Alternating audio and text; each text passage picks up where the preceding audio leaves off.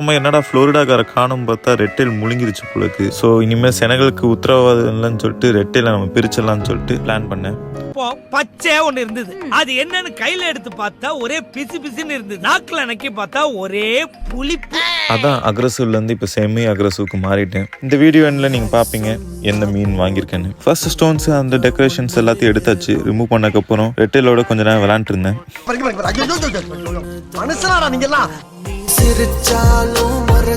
நான் கவனிக்காத நேரம் பத்தி என் தலைவன் பாக்குற வேலையை பாருங்க.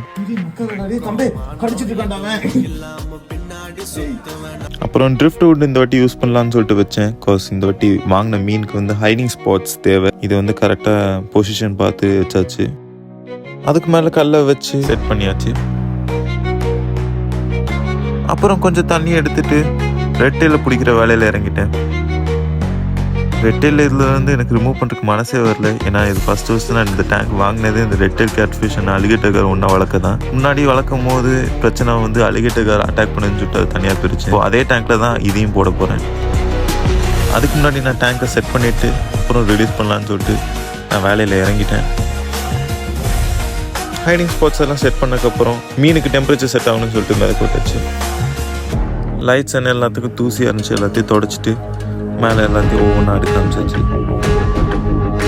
இதெல்லாம் முடிச்சுட்டு அப்படியே அலிகேட்டர் டேங்க்கில் போய் அதோட, ஏன்னா அலிகேட்டர் காஸ்க்கு வந்து ஃபில்டர் தேவையில்லை. அண்ட் அதுங்களுக்கு பூப் வந்து அடிக்கிறதுக்கு நம்ம க்ளீன் பண்ணணும்னு அவசியமும் இல்லை. நான் மந்த்லி ஒன்ஸ் தான் எடுப்பேன். இந்த வாட்டி லேட் ஆனதுனால இப்போ எல்லாமே எடுக்கிறேன். பூப் எல்லாத்தையும் கொஞ்சம் எடுத்துட்டு அப்படியே நான் வந்து ரெட்டையில் ரிலீஸ் பண்ணிட்டேன். கொஞ்சம் தண்ணியை ஆட் பண்ணிவிட்டு அலிகேட்டர்காரும் ரெட்டையிலையும் பார்க்கும்போது அதுங்க சின்னதாக இருந்தது தான் ஞாபகம். ஒரு காலத்தில் அந்த டேங்க்கில் சில்வர் அரோனா, அலிகேட்டர்கார் அண்ட் ரெட்டைல் இப்படிலாம் ஸ்டார்டிங் ஸ்டேஜில் இருந்தாங்க. ஒன்றா கொஞ்சம் நின்று செக் பண்ணி பார்த்தேன் அலிகேட்டருக்கும் ரெட்டைலுக்கும் ஏதாவது சண்டை வருதான்னு. எதுவும் அட்டாக்